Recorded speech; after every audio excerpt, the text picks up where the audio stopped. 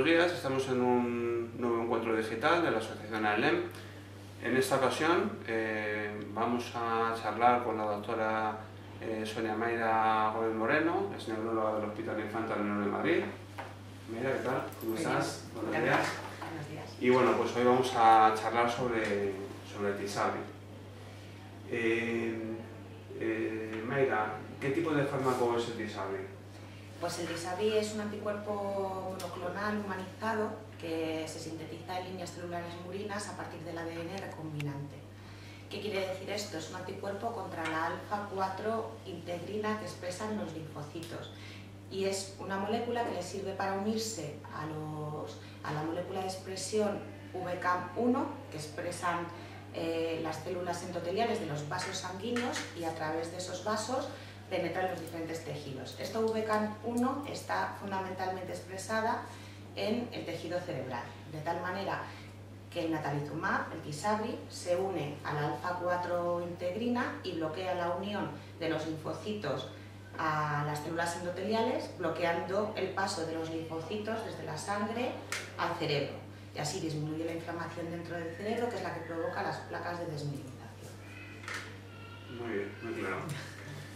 ¿En qué se diferencia a grandes rasgos con el resto de tratamientos que conocemos, clásicos, Agonés, David, interferones? Los interferones y el copaxone son moléculas inmunomoduladoras de los que el mecanismo de acción es como muy amplio, por así decirlo. Atacan a diferentes niveles modulando la respuesta inmune.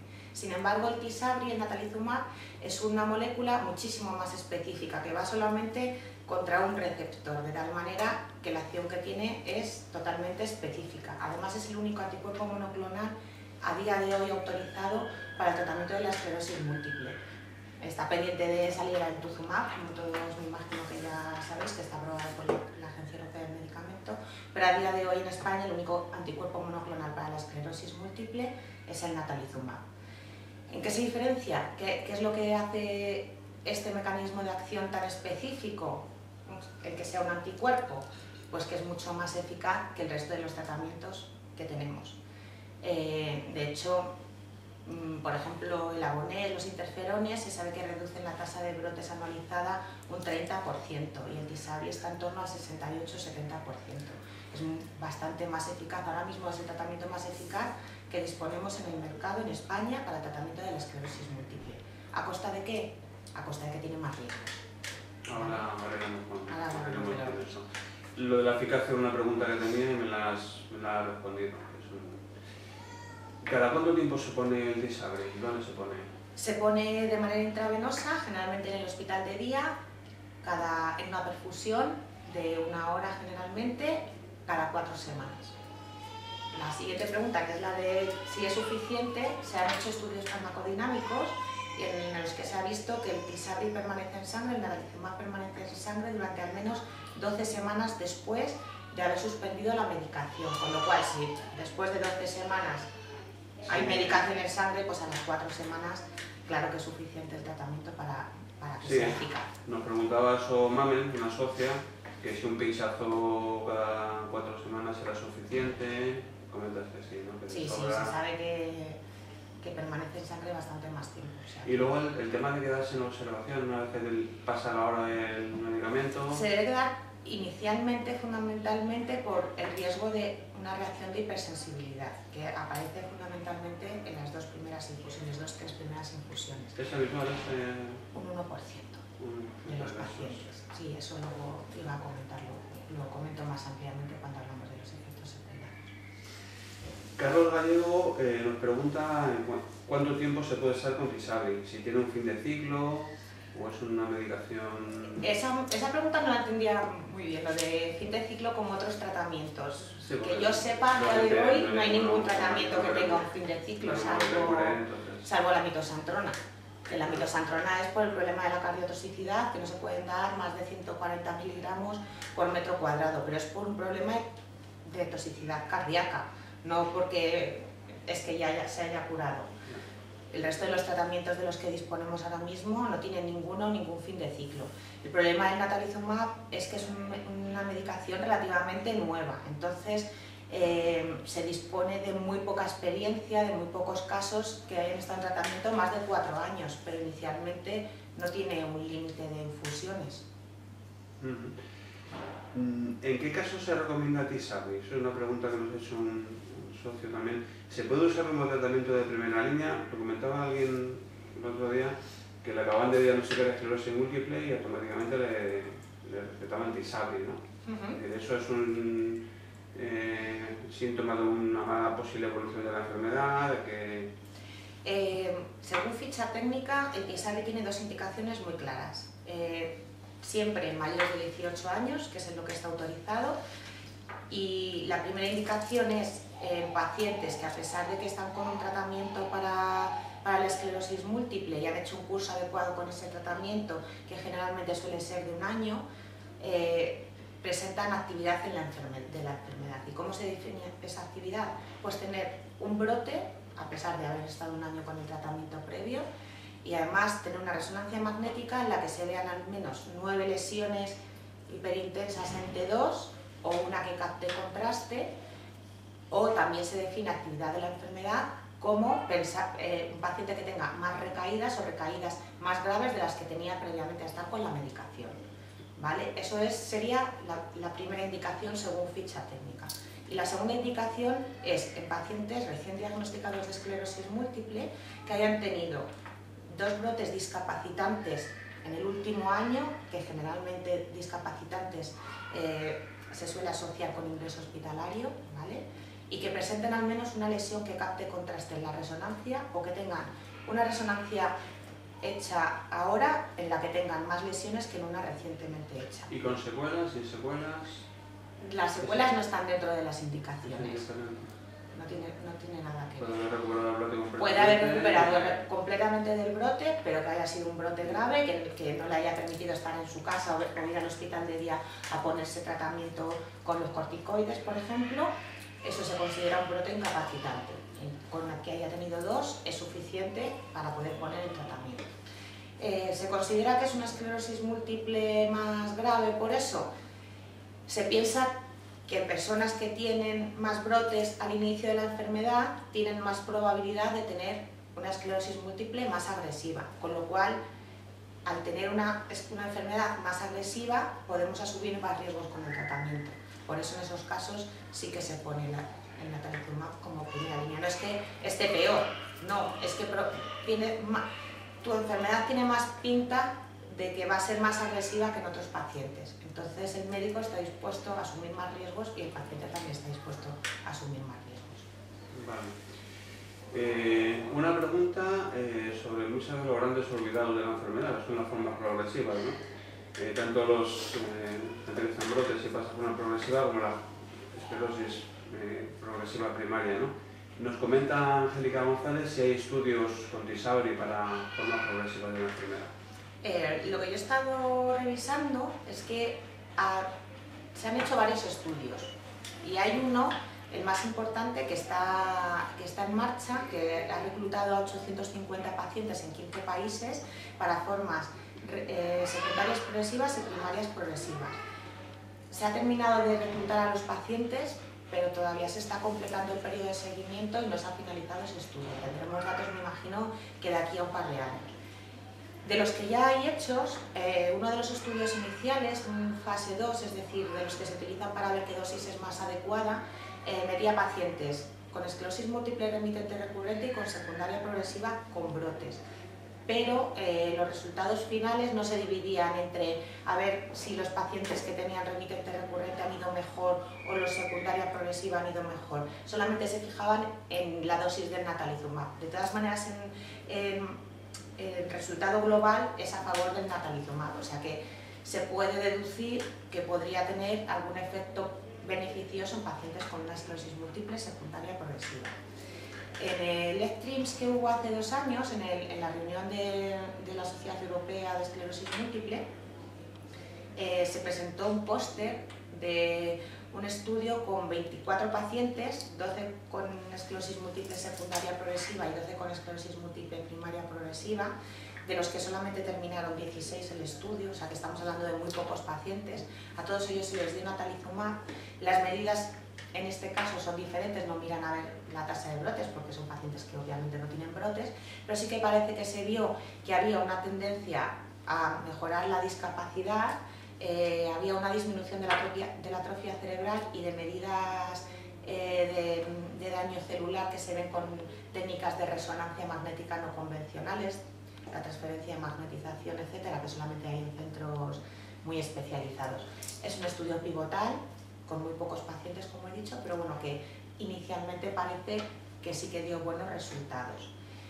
Y hay otros estudios que se han terminado, pero que todavía no se han publicado datos, también en pacientes con esclerosis múltiple progresiva, entendiendo como progresiva, la secundaria progresiva y la primaria progresiva, pero suelen ser todos los que hay con pocos pacientes. El que esperamos que tenga buenos datos es el que se publicará dentro de poco, que es el de los 850 pacientes.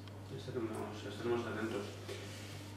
Sobre efectos secundarios que comentabas antes, Carlos Gallego nos pregunta, bueno, en general, cuáles son los efectos secundarios del Tysabri y qué es la famosa LMP. El efecto secundario más frecuente que tiene el Tysabri son las reacciones a la perfusión, que suelen consistir en temblores, náuseas, vómitos, un poquito de dolor de cabeza relacionado con el momento de la perfusión. Esto puede aparecer hasta en un 23% de los pacientes. Lo que pasa es que suele ser inicialmente y no se mantiene en el tiempo. Una vez que el organismo se acostumbra, eso desaparece. Otro de los problemas, que es lo que hemos comentado anteriormente, por lo cual los pacientes tienen que estar más tiempo en observación, es el tema de la reacción de hipersensibilidad. Entendiendo como reacción de hipersensibilidad la que produce una urticaria, puede producir una reacción anafiláctica, etc. Y esto requiere una observación posterior de una hora, durante por lo menos 6-7 infusiones mínimo. Lo que pasa es que luego ya generalmente lo dejamos establecido como tal, pero no es necesario según ficha técnica. Esto ocurre en un 1% de los pacientes y en la mayoría de estos pacientes se ha visto que hasta en un 10-15% suelen presentar anticuerpos antinatalizumab, además de manera persistente, es decir, que duran en el organismo más de 4 semanas. O sea que parece ser que los pacientes que tienen una reacción anafiláctica, una reacción alérgica real contra el Tysabri son los que tienen con más frecuencia anticuerpos. ¿Vale? Luego también hay otro tipo de reacciones, de efectos secundarios frecuentes, como puede ser que hay una mayor frecuencia de infecciones urinarias, de infecciones de garganta o de catarros.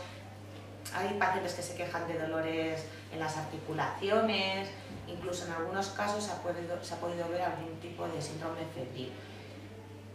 No es muy diferente de lo que suele ocurrir con el resto de los tratamientos de los inmunomoduladores, que también pueden producir todo esto. Y el riesgo más importante y el problema más importante, y por lo que este medicamento está en segunda línea, es la LMP. ¿Y qué es la LMP? Pues son las siglas de leucoencefalopatía multifocal progresiva.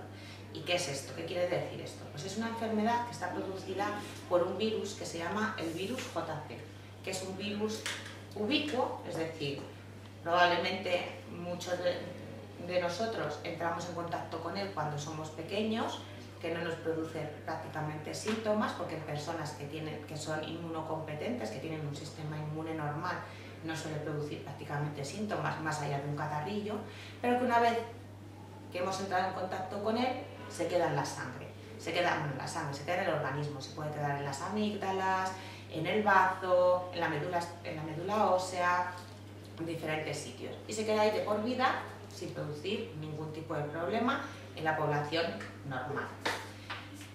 Esta enfermedad se puso de moda en los años 70, cuando se empezaron a utilizar tratamientos antineoplásicos que producían inmunocompetencia, es decir, disminuían las defensas.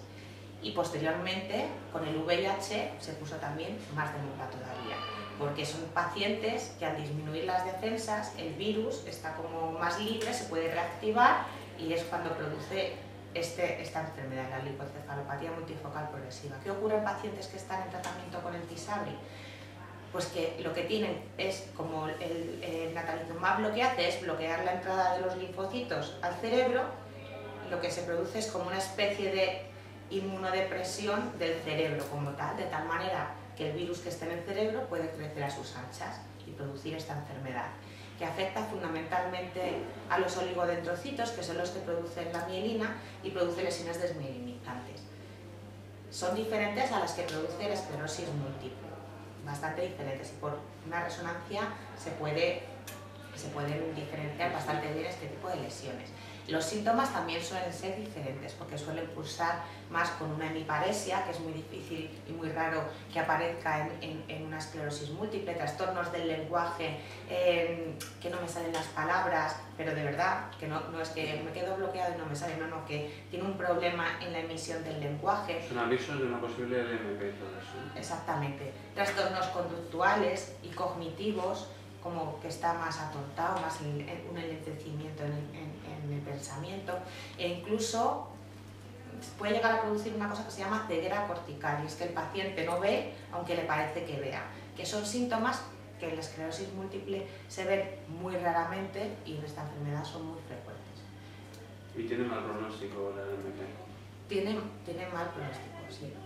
Cada vez tiene mejor pronóstico porque lo que ha demostrado que tiene mejor pronóstico es el diagnóstico precoz. Entonces, a todos los pacientes que están con natalizumab, generalmente su neurólogo le informa de estos síntomas que puede haber para que ante la más mínima duda, tanto el paciente o la familia, consulten, se suspende el TISABI ante la más mínima duda de que eso pueda ser debido a una LMP, se le hace una resonancia magnética y cuanto antes se diagnostique, mejor pronóstico a largo plazo tiene.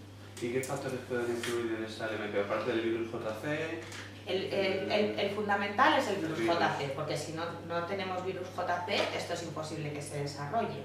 Y por eso la compañía de Biogen, que es la que lleva natalizumab, ha creado una herramienta que se llama Stratify Virus JC, en la que nosotros mandamos la sangre de los pacientes y detectan si son anticuerpos virus JC positivos o anticuerpos virus C negativos. Sí, JC. Si son virus JC positivo, entonces ya tenemos un factor de riesgo y ya empezamos a contar con el resto de los factores de riesgo. Si es virus JC negativo, el riesgo de tener una LMP es mínimo, menos de 1 por 10.000 pacientes, y es un riesgo asumible perfectamente. Los factores como el tiempo de estar con sangre... Otros factores son la duración del tratamiento, siempre y cuando sea mayor de 2 años, se considera el límite mayor de 2 años, y haber tenido inmunosupresión previa. Tener los 3 factores de riesgo supone un riesgo de desarrollar una LMP de 1 entre 90 pacientes, o sea, es un riesgo elevado, ¿vale? Lo que pasa que lo que se suele hacer en esos casos es un seguimiento muchísimo más estrecho, con controles de resonancia magnética incluso cada 6 meses. Incluso suprimir el tratamiento, ¿no? Depende de... sí, se comenta con el paciente, es una decisión, es una decisión en la que el paciente tiene que saber qué riesgos tiene. Continuando con el JC, nos preguntan que qué fiabilidad tienen los análisis de los anticuerpos del JC y cada cuánto tiempo deben hacerse. Los análisis del JC tienen una fiabilidad del 95%, es decir, en el 95% de los casos aciertan, pero aciertan para saber que hemos estado en contacto con el virus. Esto no tiene ningún tipo de... no sirve para diagnosticar una LMP, no tiene nada que ver, ¿eh? Es solamente como para saber el riesgo que tenemos de poder desarrollarla. Si no hay JC, hemos dicho que no la podemos desarrollar. Es decir, que hay un 5% que pueden ser falsos negativos o falsos positivos. Es muy poco, un porcentaje relativamente pequeño. Y se debe de hacer cada 6 meses porque se sabe que hay un 10% de los pacientes que se lo convierten. Es decir, que en una determinación anterior son negativos y en la determinación siguiente se vuelven positivos. Hemos dicho que es un virus que está en el ambiente. En cualquier momento podemos entrar en contacto con él. Nos preguntan también, llevo 2 años con el TISABRI, ¿me aconseja dejarlo? Es lo que hemos hablado, es una decisión que hay que tomar conjuntamente el paciente y el neurólogo. Depende de los factores de riesgo que tenga, porque si lleva 2 años y es JC negativo, puede seguir con el tratamiento todo el tiempo que quiera. No tiene ningún riesgo, o sea, no entra dentro de la estratificación del riesgo. Si es JC positivo o encima está inmunosuprimido, pues ya el riesgo va aumentando. Entonces, es una decisión que hay que sopesar y hay que tomar conjuntamente. Otro socio nuestro, Juan Manuel Bayo, nos consulta de un efecto secundario que puede achacar al Tisabri o puede no ser el Tisabri, que es el tema del sudor. Que por las noches suda muchísimo, pero de una manera bastante importante. Le ha pasado con el Tisabri, no lo achaca el tema psicológico, porque dice que rachas en las que está un poco peor y rachas en las que está más animado y le pasa igual ese efecto secundario. ¿Es achacable al Tisabri? ¿No es achacable al Tisabri? ¿Se han dado caso? Yo lo que me he estado revisando no he encontrado nada que hable de que una sudoración profusa puede estar producido por el Tisabri. No lo he encontrado. Y además es infrecuente que un efecto secundario aparezca tan tarde después de tantas infusiones con el tratamiento. Es verdad que dice que desde el principio le pasa, pero le pasaba menos frecuentemente. Hay algunos fármacos que pueden producir efectos secundarios que aparecen muchos meses después de haber estado en tratamiento. El problema con el Tisabri es que, como hemos dicho, no se disponen de estudios a largo plazo porque todavía es un fármaco relativamente nuevo. Pero inicialmente no aparece dentro de los efectos secundarios esperables ni nada. Yo lo que le aconsejaría es que le hicieran un estudio para ver si hay otras causas que puedan justificar eso. Pasando a otro tema, ¿podemos ponernos Tisabri después de haber estado con Copasone, con Revif, con Agonés? ¿Qué tiempo hay que dejar para...? Con los inmunomoduladores, con los interferones y el acetato de glatirámero se puede pasar inmediatamente sin ningún tipo de problema. O sea, incluso suspender un día y al día siguiente empezar con el Tisabri, no hay ningún problema. Con el fingolimod sí que hay que dejar al menos entre 3 y 6 meses para poder empezar con el natalizumab. Además, el fingolimod se considera inmunosupresor, o sea que luego habría que tenerlo en cuenta también como factor de riesgo para el desarrollo de la IMP. Sí, es una pregunta que nos hace Cristina López de Madrid, que si se puede pasar de Tisabri a fingolimod y al revés, de fingolimod al Tisabri. Y al revés igual, de Tisabri a fingolimod hay que esperar, según ficha técnica, 3 meses. En la ficha técnica de fingolimod ya hablan de que hay algunas veces que se puede intentar incluso a los 2 meses, pero vamos, lo que está por ficha técnica son 3 meses, para evitar, como hemos dicho antes, el Tisabri dura hasta 12 semanas en sangre, entonces evitar que haya Tisabri, natalizumab junto a fingolimod en sangre, que eso también puede aumentar el riesgo del NP, es fundamentalmente el motivo. ¿Y el cambio de Copasone, o Revif o Agonex a Tisabri suele ser siempre por una mala evolución, brotes, lesiones? O sea que si tú estás con Copasone, por ejemplo, y te va bien, tienes la resonancia bien, no tienes ningún síntoma, no aconsejas cambiarlo. Hay un determinado número de pacientes que todavía no se sabe muy bien por qué pero que están dentro de lo que se está investigando, que responden muy bien a los inmunomoduladores que tenemos ahora mismo en el mercado, y que es ponérselos y que no tienen brotes. Te quejas de que es un pinchazo diario, pero si te está funcionando, hay que seguir. Exactamente. Pregunta también Cristina López si habéis visto algún caso de aparición de tumores con Tisabri, achacables al Tisabri. En uno de los ensayos clínicos se describieron 2 pacientes que tuvieron un melanoma de los pacientes que estaban en tratamiento con el natalizumab, pero posteriormente se han hecho estudios y se han hecho revisiones y hay varios estudios observacionales de pacientes que están en tratamiento con natalizumab, que es el TAUS en Estados Unidos y el TIGRIS aquí, por ejemplo, en Europa, y no se ha visto que haya una mayor frecuencia de melanomas de lo esperable en pacientes que están con el Tisabri que en los que no lo están. Lo que pasa es que sí que se recomienda que en pacientes que tengan algún nevus atípico, algún lunar atípico, hagan controles más estrechos con los dermatólogos o incluso que lo quiten, pero bueno, eso se quita yo creo que en prácticamente todo el mundo, que tenga un lunar ahí que tenga un poco de mala pinta, por si acaso. Hay algunos socios que nos hablan también sobre el tema de que quiere ser mamá y que si está con Tisabri, que si debe dejarlo, dejarlo al neurólogo. Ante un posible embarazo hay que comentárselo al neurólogo, ¿vale? Porque las guías lo que ponen es que hay que suspender el Tisabri entre 2 o 3 meses antes de empezar a planear el embarazo. O sea, no de quedarse embarazada, sino ni siquiera de empezar a intentarlo, porque hemos dicho que permanece mucho tiempo en sangre, ¿vale? Lo que pasa que luego es verdad que estamos hablando de pacientes que son activos, que si están con el Tysabri es porque tienen una enfermedad más activa que otros que no están con esa medicación.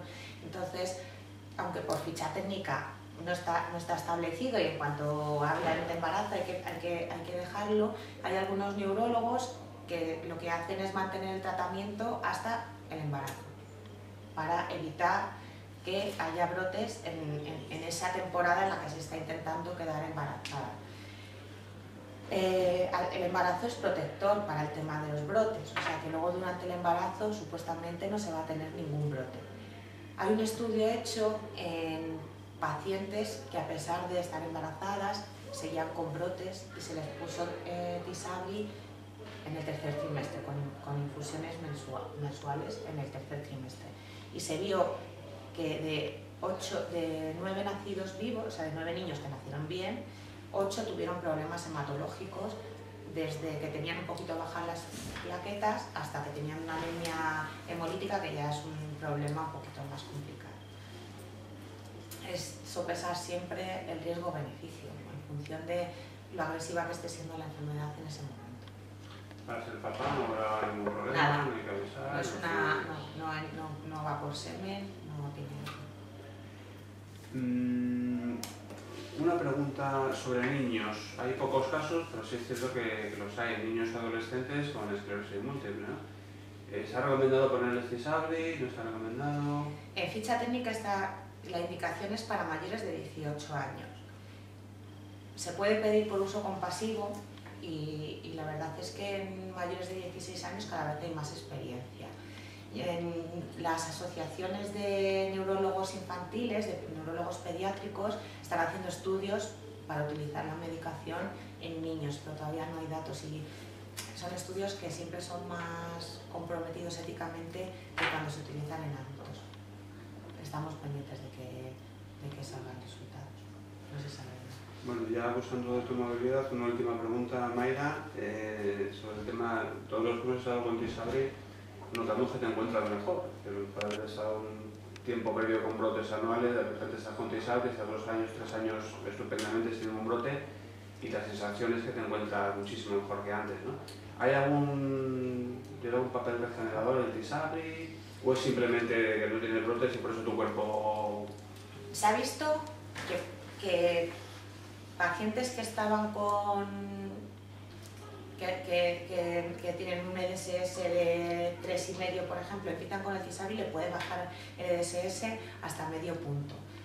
Regenerador como tal, neuroprotector, no se sabe ningún papel del natalizumab. Lo que se ha visto en algún estudio es que puede disminuir un poco la atrofia cerebral que se produce, no se sabe muy bien por qué, pero desde luego dentro del mecanismo de acción que ya hemos dicho, que es el bloqueo de la entrada de los linfocitos dentro del sistema nervioso central, no parece que haya ningún papel neuroprotector ni regenerador. Lo más seguro es que un paciente que está teniendo brotes, que eso al final pues incapacita su vida cotidiana, está sin brotes, pues se encuentra mucho mejor. Muy bien, Mayra, pues muchísimas gracias por tu charla, ha sido muy clara y esclarecedora.